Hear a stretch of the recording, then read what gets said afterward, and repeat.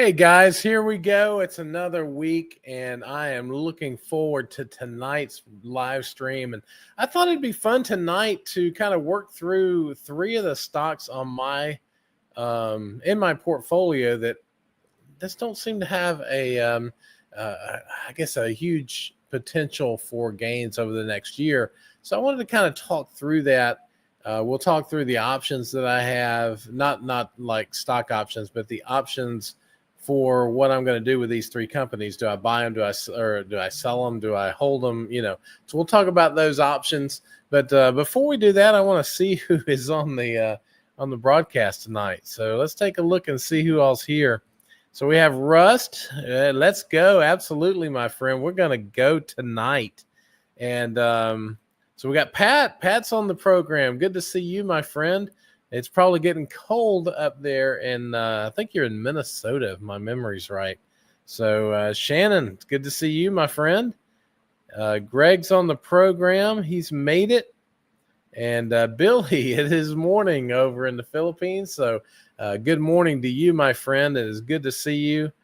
Brad Durfee is here. That's great to see you, man.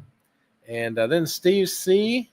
I think I did get to catch Russ's rebroadcast. So I think he went over the news. And I'm going to take a sip of iced tea. It's this Pure Leaf, no sugar iced tea. It's actually pretty good, but sometimes you just got to wet your whistle. We got a lot to talk about tonight, so then after we talk about my stuff, then we'll kind of open it up, see what you guys have questions about.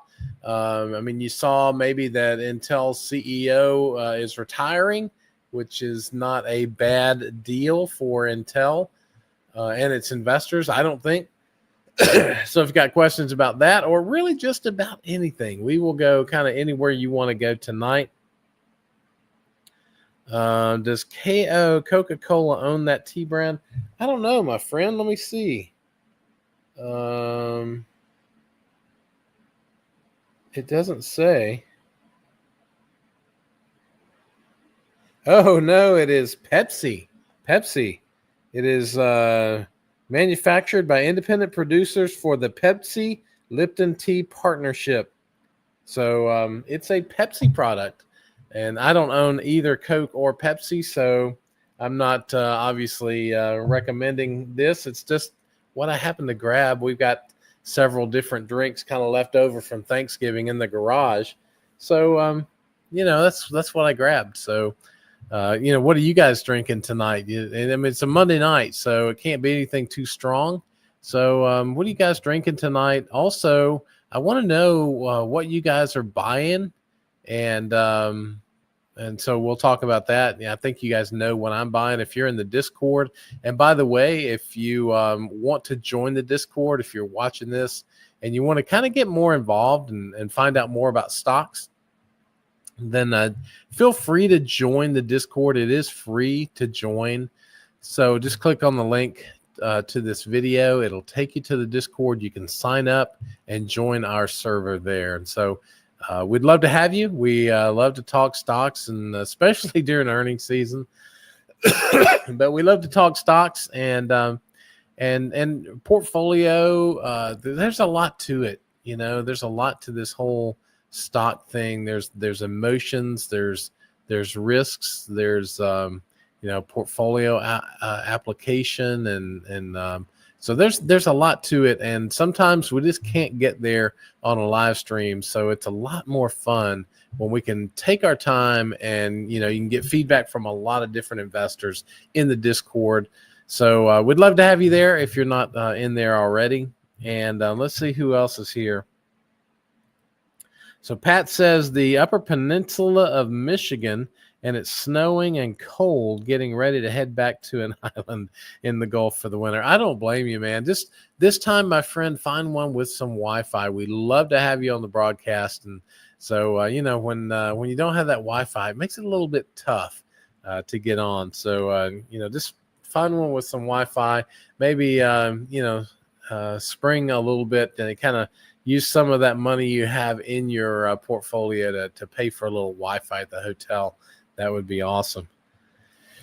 So yeah, Pepsi. That's right. Yeah, that's right, Rust. I think the Discord is great. I enjoy all you guys being in there, and then my buddy Jim Betts is here. Jim's always good for a dad joke. So at some point during the program, we'll probably get one of those. So let's go ahead and kick this off. I want to share with you the 3 stocks that I'm looking at in my portfolio and why I'm looking at them, and then what choices do I have regarding those stocks. So if you guys are interested in doing that, then stay tuned. Here we go. I'll share this screen with you. All right, so here is my my spreadsheet, and I've kind of limited it to these 3 stocks, so there's not as many numbers on the screen. But as you guys know, I track about 90, I think it's 93 stocks now that I track. Maybe it's 92, but it's somewhere in there, and I track them. I update their data every week.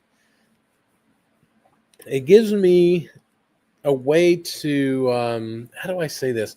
It gives me a way to prioritize the stocks that I have on my watch list.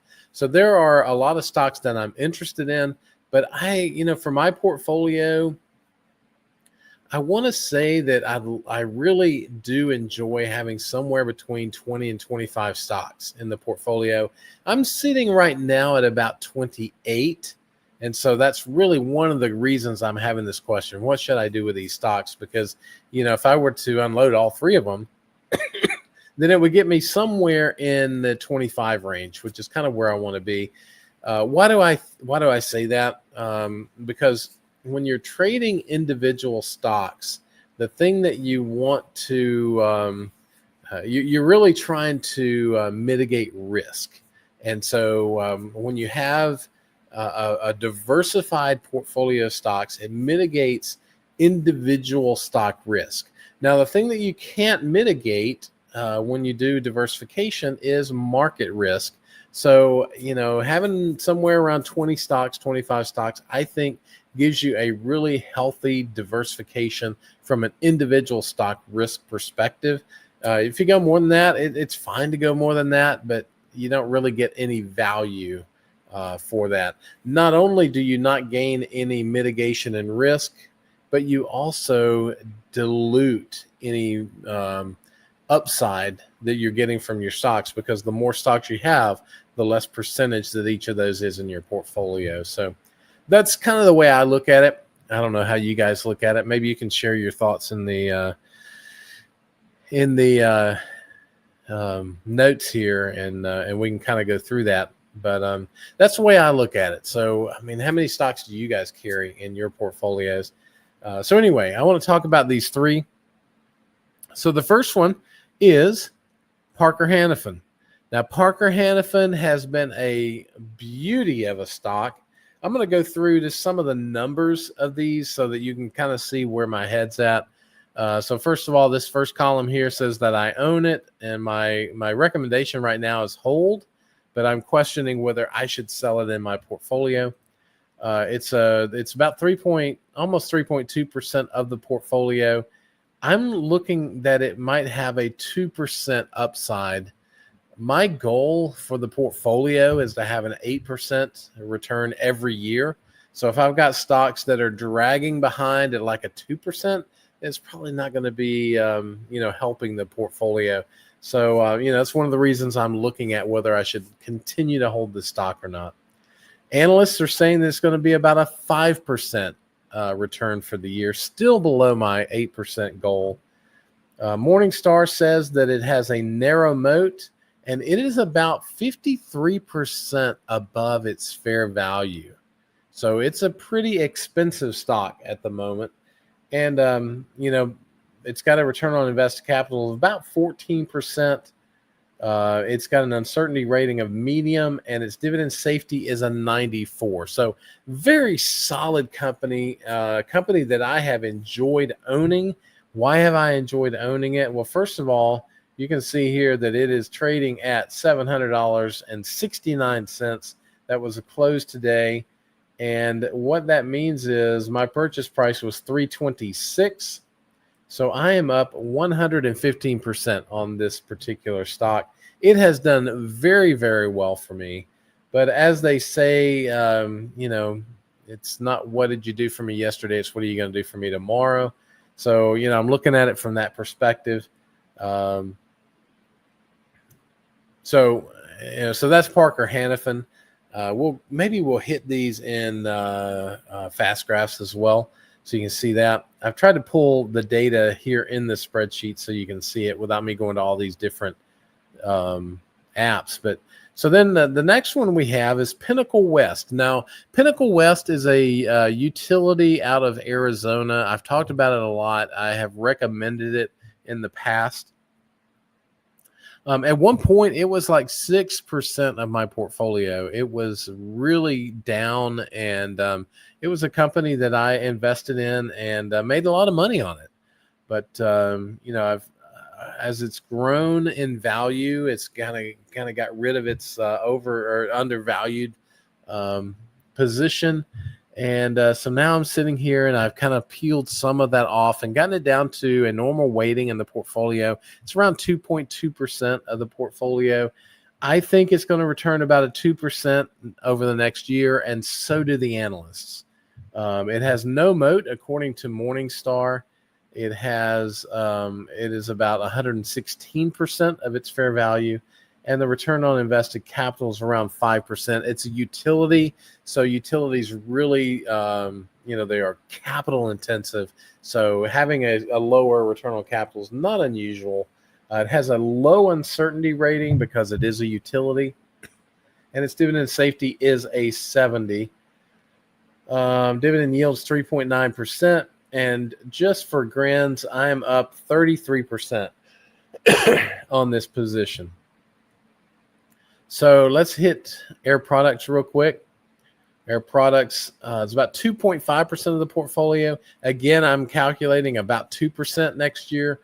Analysts are saying 5%, still not, lighting the world on fire. According to Morningstar, it's got a wide moat. It's a gas chemical company, more of a gas company, I guess. Gas meaning not like petroleum gas, but the gas they use in manufacturing. It's about 104%. It's 4% above its fair value, which is not terrible. That means kind of at fair value because it's really more of a range.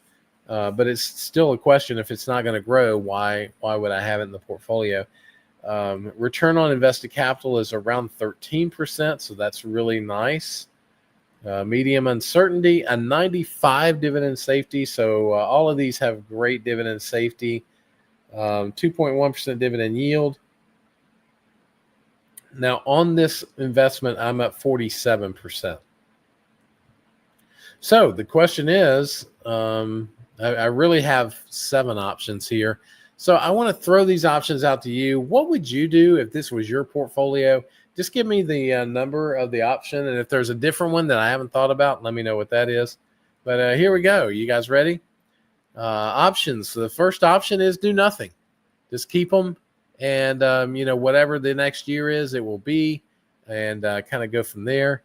The second one is to sell Air Products, but keep Parker and Pinnacle. Then I can sell Air Products and Pinnacle or Parker and keep Pinnacle West. I can sell Air Products and Pinnacle West, but keep Parker Hannifin.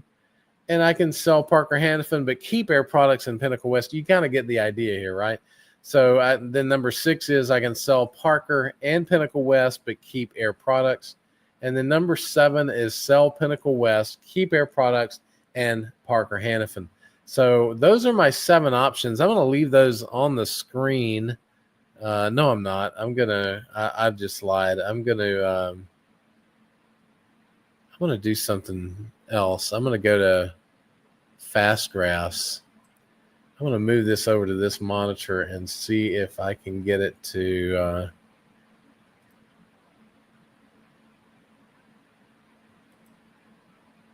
be over here. Can you guys see that? Yeah, that way I don't have to flip around to different screens. So here's Pinnacle West. As you can see, I'm going to get off the max here, maybe go to a 10-year look. You can see that it's currently trading at about an 18.3 PE ratio. Its average, I guess, over the last 10 years is 17.96. So it's really not terribly high compared to its historical PE ratio. But again, it's a utility. They don't really move that much, right? Although you can see there's a bit of cyclicality here. And what's going on is their regulatory environment is a bit unstable. So let's take a look at Parker Hannifin. I want to kind of give you that view. If you can see here, Parker Hannifin, wow, take a look at this. Historically, they are at a 17.3 PE. They're currently at a 26.9 PE.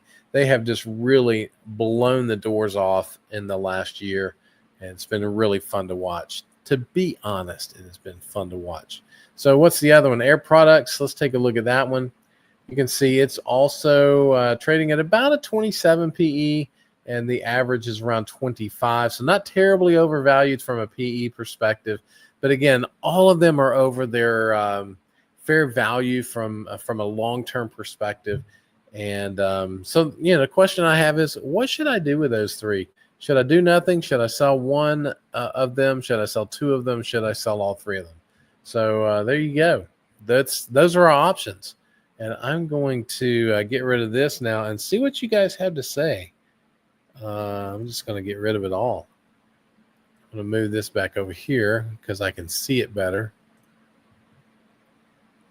All right. So, what do you guys think? Let's take a look at what you guys are saying. Let me get back up here. Sorry, guys. The stream went way past where I was, so.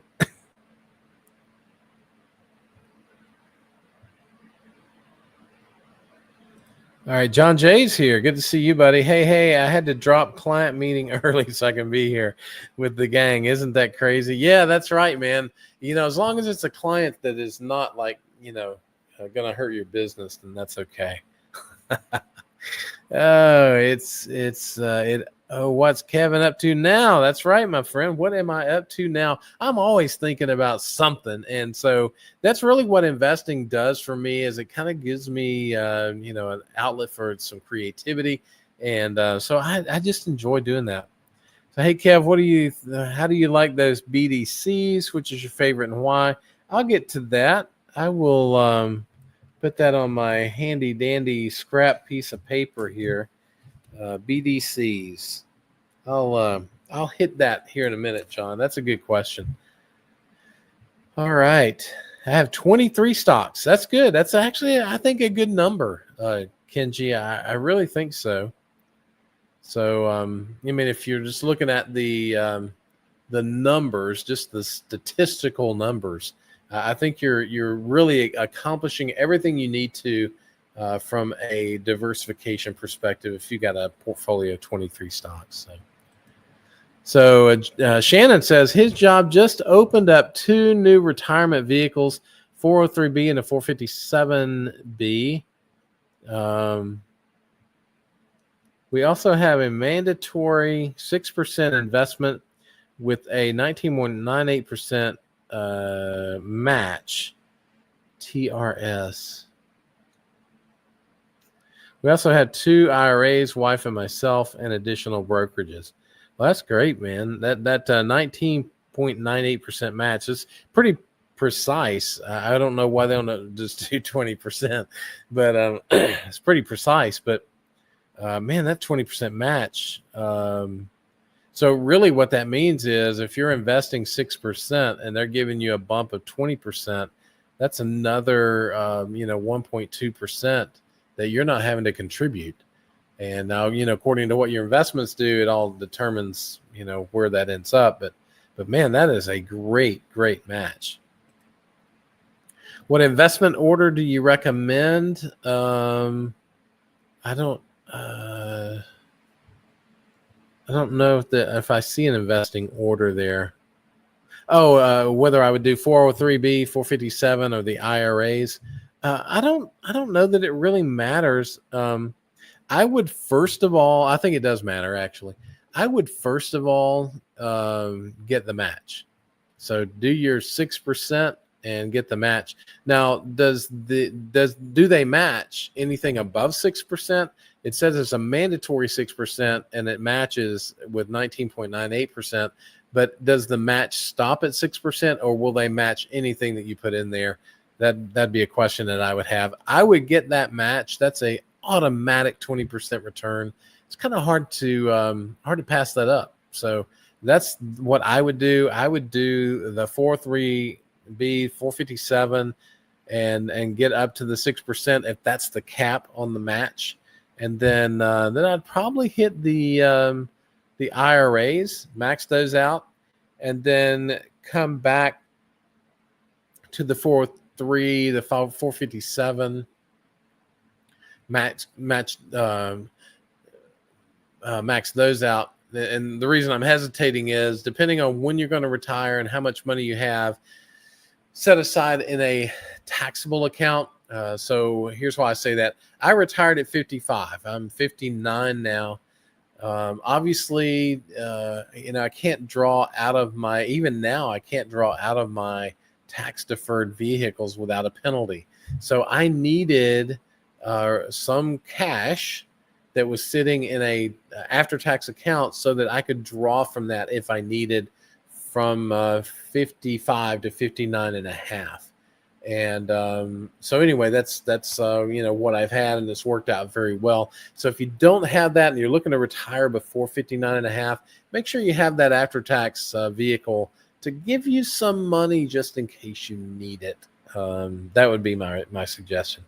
Hopefully that makes sense. I don't know if I can even summarize that, but hopefully it makes sense. So Brad's got 15 stocks, 4 ETFs. I have the cash for one more stock. Very good. That's fantastic, man. And the ETFs kind of are self-diversifying, so that's good. I have, out of the 28, I have 2 ETFs. So I really only have 26 holdings, individual stock holdings. So, yeah. Fast Eddie is in the house. Good to see you, my friend. Yeah, I agree, Brad. That 20% match is fantastic, man. I would definitely get that. And if that's up to the maximum, then I would do the maximum. I wouldn't pass that 20% up for anything, really. Yeah. So Jim says a common rule of thumb is to hold between 20 and 30 stocks. This range is generally considered sufficient to reduce unsystematic risk, the risk associated with individual companies or industries. There you go. So that sounds very technical, but I think it's right on. Good job. Yeah, so Shannon said he was floored. Absolutely, man. That's great, because I think even when I was a youngster, when I was growing up, I think they matched only 50% of the first 6%. So that means that I would get 3%. If I contributed 6%, I would only get 3%. So if you contribute 6%, you're getting 20%. That's unheard of, man.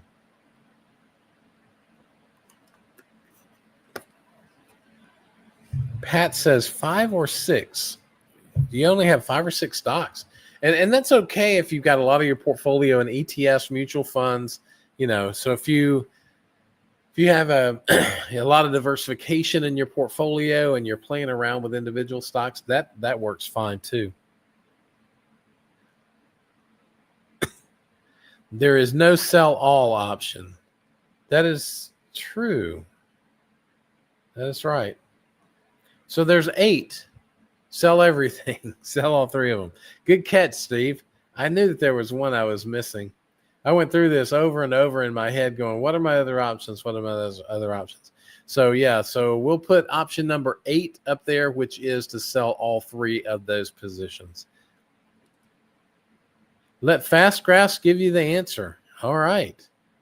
I will throw the dice with Fast Graphs. We'll see. I don't know. Wait for dips and add, another option. Yep, that is true. I could do that. Which pays, this is Honeybee. Great to see you, Honeybee. And my honeybees are, I think they're all clustered up right now because it has been really cold here at night. It's been in the low 30s, so they are trying to stay warm. And I've given them some extra food, so I think I think they should do okay this winter. But you didn't ask, but I just thought I would tell you since your name is Honeybee. So the best dividend is, I would say the highest yield is Pinnacle West. Well, let me just flip back over there really quick. If I were to go back to here, you would see that the current yield is 0.9% for Parker Hannifin, 3.9% for Pinnacle West, and 2.1% for Air Products. Now, if you go and look at my yield on cost, which is what is the current dividend paid on the cost per share, then it's a 2% dividend for Parker Hannifin, 5.1% for Pinnacle West, and 3.1% for Air Products. So said another way, if I had invested this money in a CD at the particular time that I did it, I was getting 2%, 5.1, and 3.1. But the stock values have gone up, so that has caused the yield to actually come down. So hopefully that helps.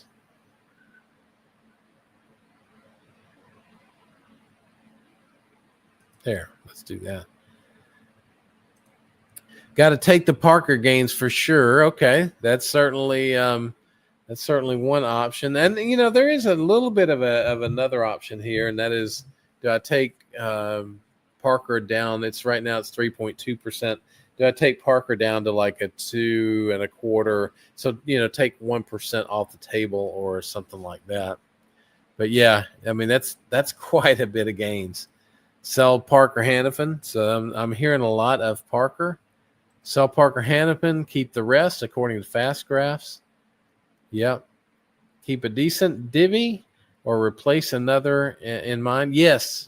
So let's kind of look at that right now. That's a great question, Greg. I appreciate you bringing that up. Let me do this. I'm going to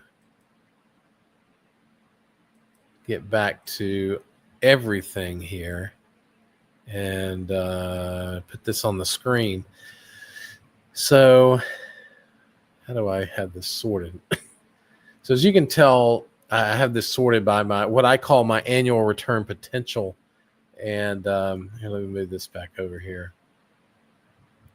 So what I look at is this annual return potential, and it kind of elevates stocks for me. It doesn't mean that I think ConocoPhillips is going to be 37% next year. I mean, it kind of does, but I know that there's a lot of things that are going to happen in the next 12 months. So I don't have any illusion that there's going to be an exactly 37% gain, but it helps me put companies compared to one another. So it allows what I think the stocks that are going to do very well in the next year to 2 years, what, kind of brings them to the top. And when I look at, so I'm not investing currently in ConocoPhillips because I'm not really sure what the new administration is going to do with gas prices. So the next two, actually, Hershey has now outpaced Alphabet, Google. But I have been focusing on Elevance Health and Google, Alphabet. Looks like Hershey is making its way up. But one of the other things I do is I, don't want to kind of look at this in a vacuum. I want to see what the analysts are saying about it. And I put those side by side. So ConocoPhillips, I'm saying it's going to be around 37%. Analysts are saying 30%. So, I'm not really out of the park there. I'm saying Elevance Health is going to be around 20%. Analysts are saying 32%. Now, when it comes to Hershey, I'm saying 18%. Analysts are saying 3%. That's a pretty wide range, and they may be right. And why do I say that? If I'm looking at the next 12 months, they may not have this whole cocoa thing figured out in the next 12 months. It may be beginning to get solved in the next 12 months. But if I look at this long term, I think I'm looking at an 18% per year over the next 4 years for sure for Hershey. So it's kind of it's near the top of my list, and I do have a buy rating on that. It's currently 2.65% of the portfolio, and it's been trading down a lot. It's now 177. My current price on that is 183. So I'm down about 3% on that. Here, let me fix this. I put this in right before, so anything that I don't own is going to say divided by 0. But so yeah, I'm down about 3% on Hershey. So I'm looking at Elements, Hershey, Alphabet. I'm not really looking at Lamb Weston. I'm holding my Lamb Weston, but it does look attractive here. Realty Income, I'm not interested in Comcast. And so anyway, those are the stocks that I'm looking at. Really, Elements, Alphabet, and Hershey. Those are the 3 stocks that I'm looking at. So if I were to sell some of these stocks, I would invest in those 3 stocks. That's just where I'm at. All right. Sorry for that long answer to your short question, Greg. Sell number 5. Sell Parker Hannifin, keep Air Products and Pinnacle, or sell them all and buy. Is it Libran? I think it's called Libran, LYB. Yeah, I could do that. Although it's not on my list. I don't even track that. I don't think. Let me see if I can find it.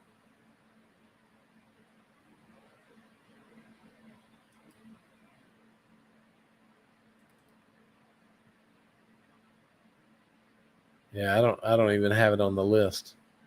And it may be that it's a real cyclical stock, and so I just don't track it. So Fast Eddie says, sell it all, buy McDonald's Sundays for everybody. If the machine is broke, put it in your savings account. Yeah, absolutely.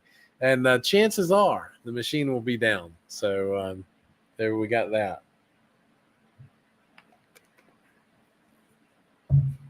All right, let's see what else we got. Dresh, good to see you, buddy. You can do 403B and 457. Yep, that's right. So Shannon is clarifying he gets 20% if he does 6%. So if it was me, I would do my 6% first. Then I would probably hit the IRAs because you have a little bit more control over them if they're self-directed IRAs. And then, once you get those maxed, if you want to put more in, I would go back to the 457, 403B. Unless you need some after tax, then I would throw some after tax in there as well. So Dresh says a nice thing about the 457 is that you can withdraw without penalty. Yeah, that's a good point. If you leave your current job, even if you are under retirement age, you just pay normal income tax. Oh, that's a good thought. So maybe you don't need a after tax if you have the 457. So you got to keep that in mind too.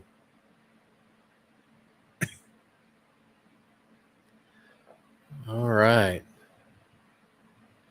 So then they're talking about Roth versus traditional, and Dresh says that he does equal contributions in the 457 and the Roth 403B. So that's good thought.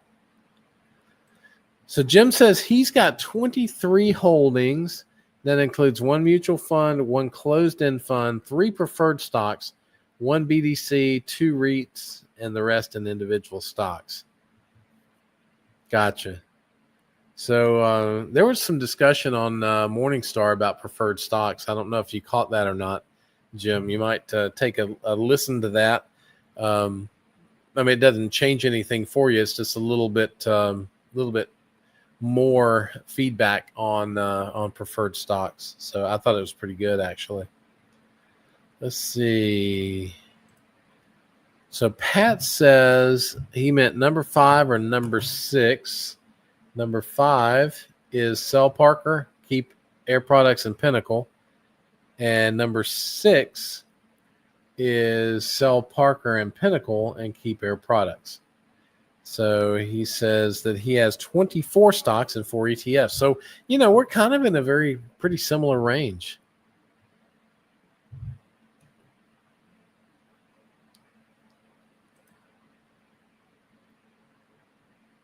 Yeah, that's right. Number 5 or number 6.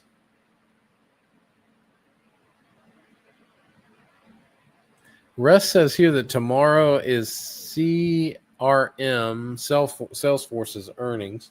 So let's kind of take a look at them and see where they are. We'll take a look at that here in a few moments, a few momentos. Okay, so Russ says that's his 3rd largest stock. So that's good. Hey, El Dynamico, welcome, my friend. Good to see you.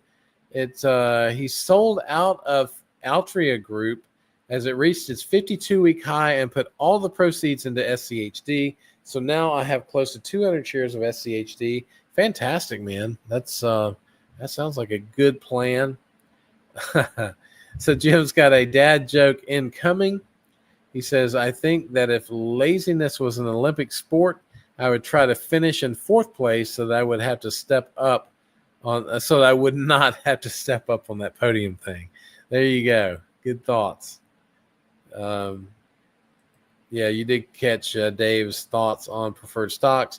He didn't like them, stating they were the worst part of stocks and bonds. Yeah, that's right. That's what I recalled from what he said, is that you don't get the good part of owning equity and you don't get the good part of owning debt.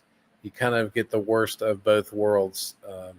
But, I guess they're there for a reason, right? And if your portfolio needs income and that's a way for you to get it, then, I don't think it's a horrible deal. I kind of agree with what he says, though.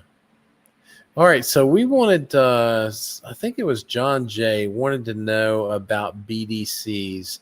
Now, BDCs, business development companies, are they're not banks. They are companies that kind of work with other companies to grow those companies. So you can't really look at them like they're loaning money to companies.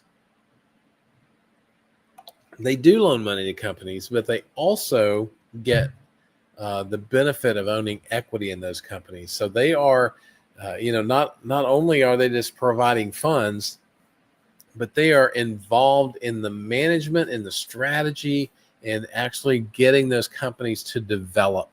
And so that's why they call them business development companies. My favorite business development company is Main Street Capital, MAIN. I don't own any of it. Let me even see where it's trading. And I don't track it either. Let's see. Let me see what it's trading for now. Main Street Capital is trading at, wow, $55.35.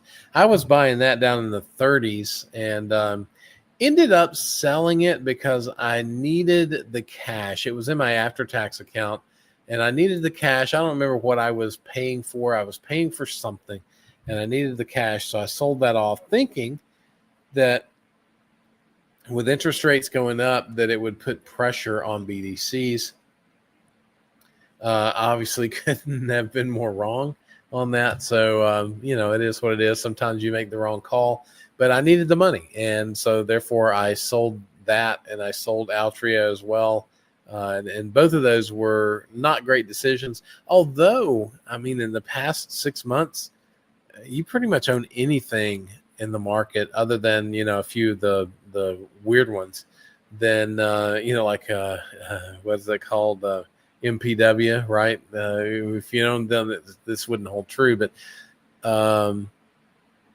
if you pretty much held anything, it went up in value. So, it was I needed the money, so I sold them off. What am I going to say? But anyway, Main Street Capital is my my favorite BDC. So let me share with you this.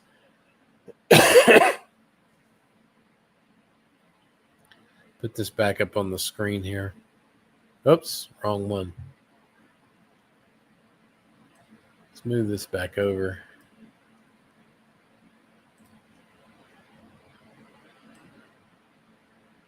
Voila. And it's back. There we go. Main Street Capital. Jim, I'm going to get your comment off here. All right. Main Street Capital's got a 62 dividend safety rating, 5.4% dividend yield. Dividend growth is pretty slow. Let's see what it's been over the last 5 years.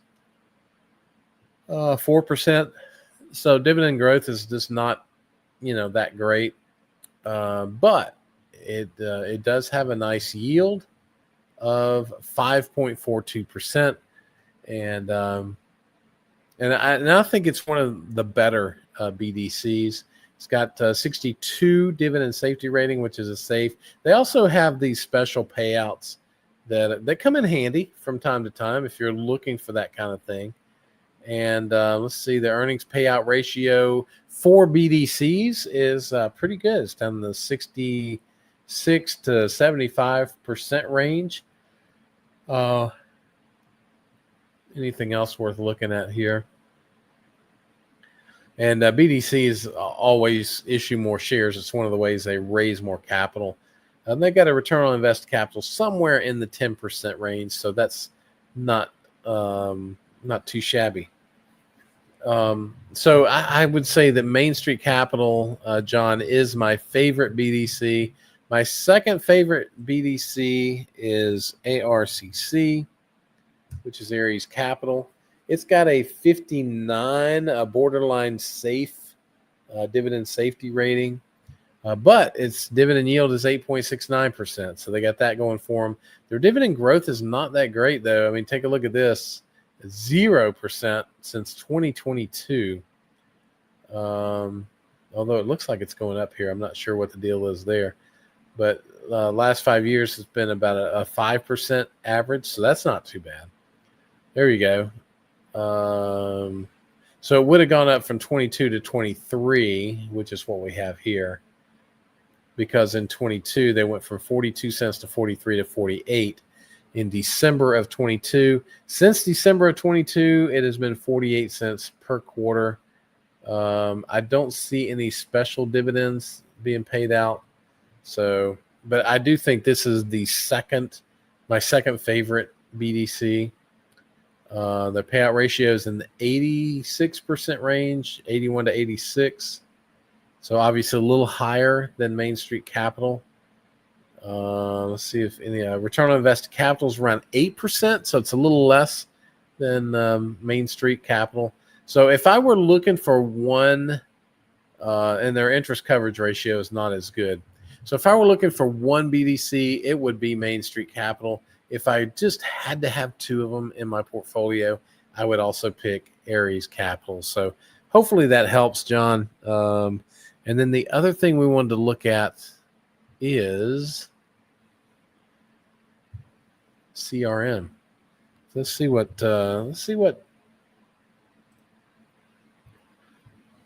they have. An 80 dividend safety rating. Their yield is pretty small, but that makes sense. I mean, they're a relatively new company. They're growing. Payout ratio is very low, which is good. They've only paid out 3 dividends so far, so there's not going to be a lot of history here. You can see there's just not a lot of dividend history. Earnings are growing like crazy. Free cash flow is growing like crazy.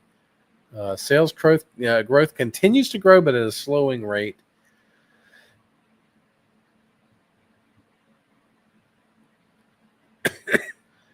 So shares outstanding are kind of trailing off here, so that's good. Return on invested capital starting to look attractive. And let's see, net debt is 0, so that's good. Interest coverage ratio looks really good. So they look to be pretty strong, and they look to be growing. Let's kind of see what not Morningstar. Well, we can look at Morningstar as well. CRM. Let's see if they track them. I think they do.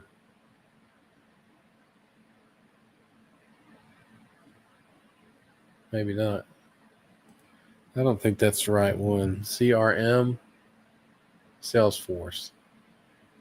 Let's look at this one. There we go. They have them with a fair value of 290, so they are about 14% above their fair value according to Morningstar. They have a wide moat and a standard capital allocation with a high uncertainty rating. So, if that's something that you're looking for in your portfolio, I mean, it could do well. What are they going to do in their earnings? Who knows? Let's see. Let's take a look at tip ranks because that's always kind of fun to see what the analysts are thinking. Salesforce. They're giving them a 10% upside. So, we'll see kind of where that ends up. But, somebody's actually saying 450, which is probably pie in the sky. But they got 23, according to this 23, let's say 22 buys, 6 holds, and 1 sell. So out of those 29 ratings. So that's kind of fun. Let's see. Let's catch up with you guys here.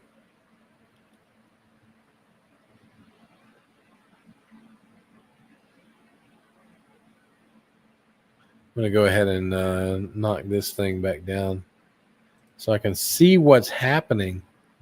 All right, good deal.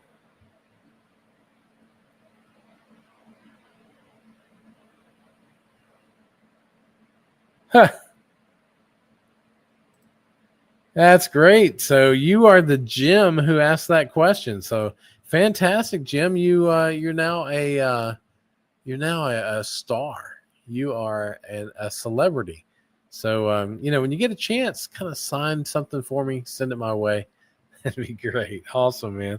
So Jim says he's 68, so income is a big plus with preferred shares. Yeah, I get that. Hey, Russ, good to see you, man. You just squeaked in for the end. Yeah, absolutely. We got a few minutes left. So my understanding is I was able to catch your replay today. I was not able to be on last night, but I did catch your replay today. And my understanding is you had some super secret interview that you were recording tonight. So I'm glad you were able to kind of break away and join us here for a few minutes. That's great. So Russ has both Maine and ARCC. They are his only 2 BDCs. So I think those are the 2 best, Russ. Just not that you care, but those are my thoughts. Let's see. So according to Rust, Salesforce owns Slack. I'm not familiar with that, so I'm going to have to defer on that. And you are welcome, my friend. Glad to help. So is there anything else that you guys want to talk about over the next 10 minutes? That's about how much time we have left.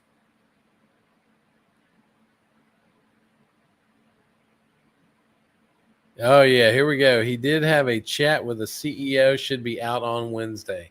So good job, man. Looking forward to that. And let's see, is there anything else that you guys are interested in? I'm happy to look up anything, or I'm also happy to end early. So whatever you guys are interested in doing. Still got a little bit of chest congestion, but much better than it has been in the past few weeks. So did I look at KOF? I did not. I don't even know off the top of my head what that is. Coca-Cola, FEMSA, SAB, Day, CV. So that must be, let me look here. Must be somewhere in the South America area. Yeah, Latin America, including Mexico, Brazil, and Argentina. Argentina offers a wide range of drinks, such as colas, flavored sparkling beverages. Here, I'll just show it to you guys while I'm looking at it.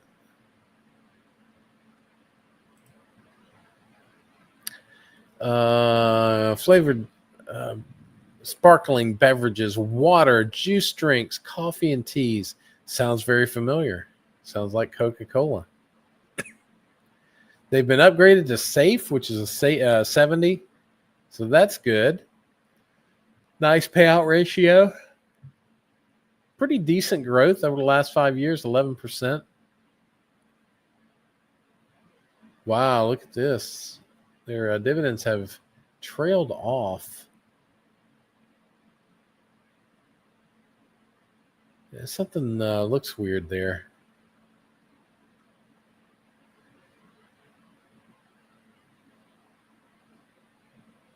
Oh, they went from paying dividends twice a year to paying dividends 4 times a year. That's why it drops off like that, and that's why it's continuing to rise. So now it's all beginning to make sense. According to Simply Safe, they're a little bit undervalued. Let's see what Morningstar. I doubt Morningstar covers them, but let's give it a shot. They actually do cover them. They have them at a fair value of 92, so they are 12% discount. I don't know if there is a dividend tax on them or not. Might be worth looking into. But yeah, the earnings payout ratio looks good. Sales outstanding or shares outstanding is fine. Sales are growing like crazy. Return on invested capital looks really good. Net debt to capital is fantastic. Their interest coverage is a little bit light, but other than that, Russ, I think it looks pretty good. Let's see what is this? Fastgraphs. Let's see what Fastgraphs says about it. Yeah, it looks like it's in a reasonable trading range here. It looks like it's around 15 fair value. So normally it trades around 18. Looks like they had a rough time back in the 16, 17, 18 time frame. So, that includes that time frame as well.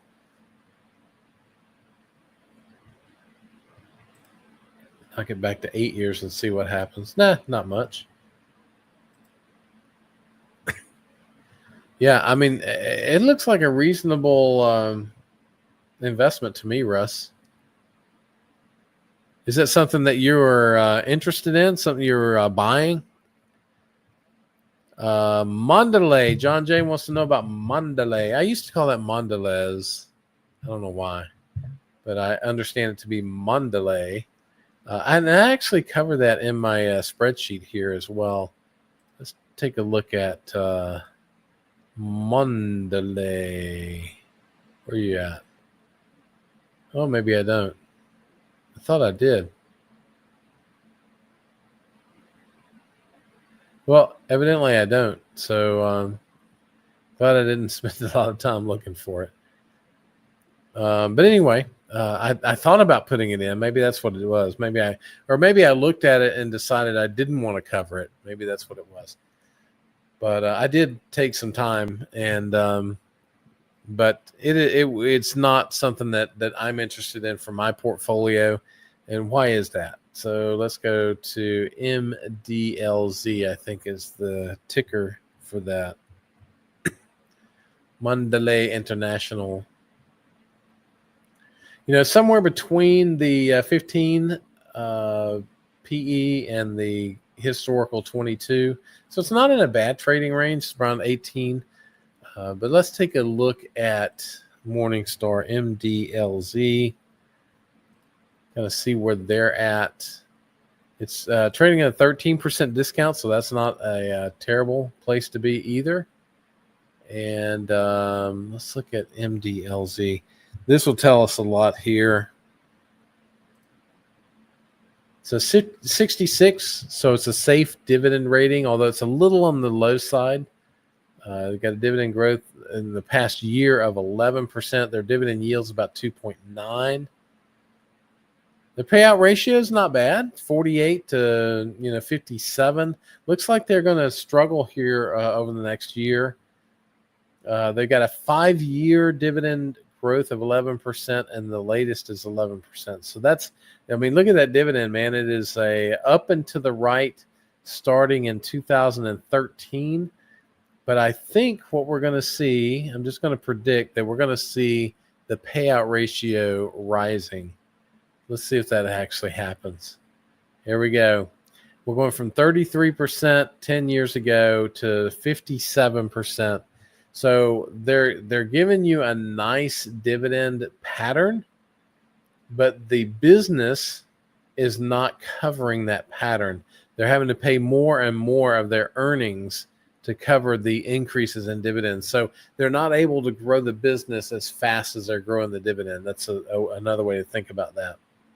So, and that may be okay, but I would just want to make sure that from a long-term perspective, I think the company is going to grow that business more.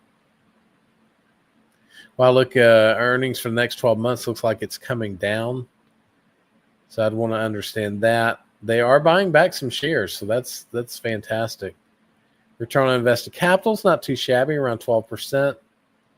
They have an interest coverage ratio, which is good. Net debt to capital is 40%. That's not terrible. So, I would say it's probably an average stock from my perspective, but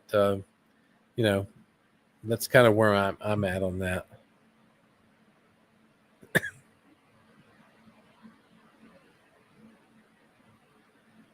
Let's see. I'm trying to figure out where I left off here. John J. There we go. So let's see here. Russ says, have you heard of You? Ryan Williams loves this one. I think my buddy Russ loves them as well. I looked at it, and I think it's an attractive company. It's just not something that fits for where I'm at, my portfolio. But I certainly understand the attraction to it.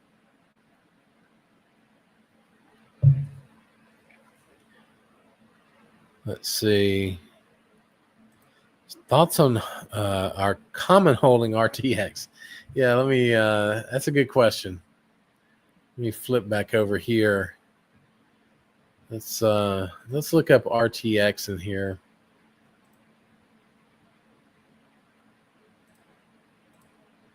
So you can see that I own, it's about 2.1% of the portfolio. I think it's going to return about 9% next year. Analysts are saying 15%. It's got a wide moat. It's currently right at its fair value. It's got a 6% return on invested capital and a uncertainty rating of medium and a dividend safety score of 70. So a dividend yield of 2.1. So, 9% is okay for me, Jim. I'm not concerned about that.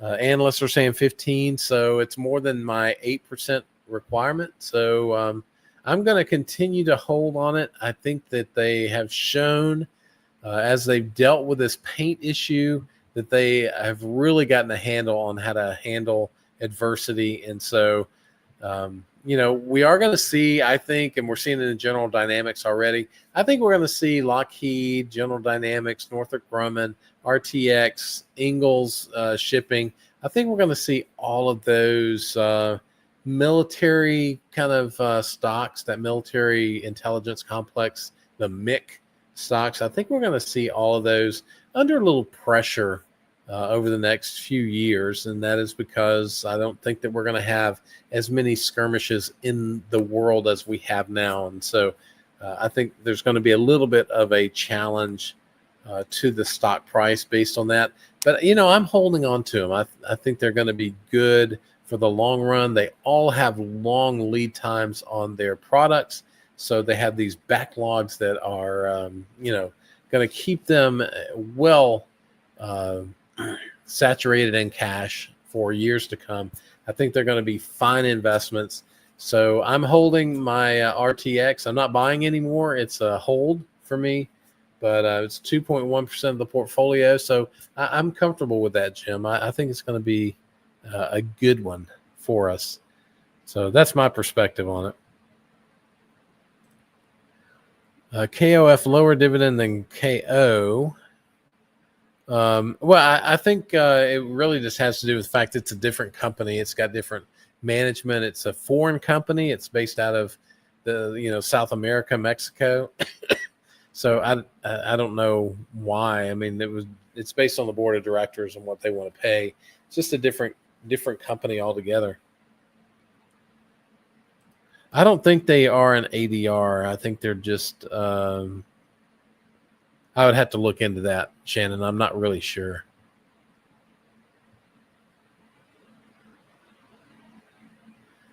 Let's see. Okay, so KOF was brought up briefly on the stream yesterday, but you don't own that. Mondelez trading lower, so maybe buying opportunity. I don't know, man. I'm not sold on Mondelez. I know some people really like it. I think it's cyclical. I think it's just not anything that really excites me. I don't see it being beating some of my top picks. So the CEO's initials are WEB, and they reside in Nebraska. So, man, if you got Warren Buffett, my friend, you are. I would want you to sign something for me and send it to me. I would hang it on my wall proudly, just to know and let people know that I know Russ Knopf. I think that would be fantastic. And I don't care if you're kidding or not. I think it's kind of funny. All right, here. So Steve says KOF is a subsidiary of FEMSA, who owns about half the stock and 27% held by a subsidiary. That's a lot of stuff. Yeah. It looks pretty complicated to me. Okay. Cocoa price and Mr. Kennedy health food may be a struggle. Yeah, that's possible.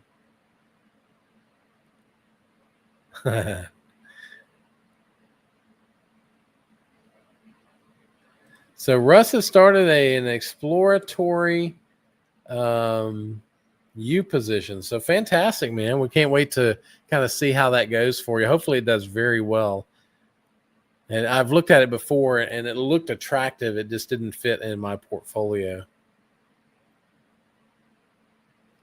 So John thinks that Mondelez is in the same boat as Hershey. That could be. They have a lot of chocolate products. They would have the same issues.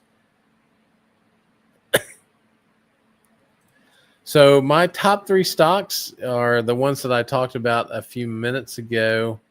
It's Elevance Health, Alphabet, and what was the other one? Hershey. So Elevance Health, Alphabet, Google, and Hershey. Those are my top three. And I actually bought Elevance and Google last week. I bought, I think, 50 shares of Elevance and 100 shares of Google. So both of those are now, let me see. I'm going to get all of these back up again. So Elevance is now 3.67% of the portfolio. Alphabet is 4.08%. I'm going to try to drive those up to 5% if they will stay down long enough for me to kind of average some shares in. So, yeah, so those are my top ones. What am I currently buying? I just shared that too. Elevance, Google, and Hershey. Those are the three that I am looking at. I probably won't be adding any others. The ones that have been on my buy list are just not as attractive now. I mean, Verizon is still there, but it's just running a little hot for me right now. It's trading at about $44 a share. I'd love for it to be down about 10% more for me to pick up some more shares of that. Microsoft is a possibility. But I tell you, I like Elements, I like Hershey, and I like Google at these prices. And again, Hershey, just so that I make sure I say this, I think Elements and Google are going to begin to turn around in even maybe a year's time. But I really think Hershey is a little bit longer than that, might be 2 years out. But I think I'm going to be glad that I hold Hershey shares 2 years from now, compared to Elements and Google, which I think will be happy with that a year from now. But what do I know? All right, so man, we are well over our 1 hour time frame. It is 1:05, an hour and 5 minutes. So you guys have held me on even over an hour, so that's great. I appreciate you guys. I really enjoy this time together. I'm glad to see you guys. Stay focused on your investments, and stay tight with what we're buying. Have good strategies out there for the things you're picking up. And again, if you're not in the Discord, join that today. It'll be a good place for you to kind of throw some ideas out there. So with that, I'm going to sign off, guys, and I will see you on the next one. Have a great week.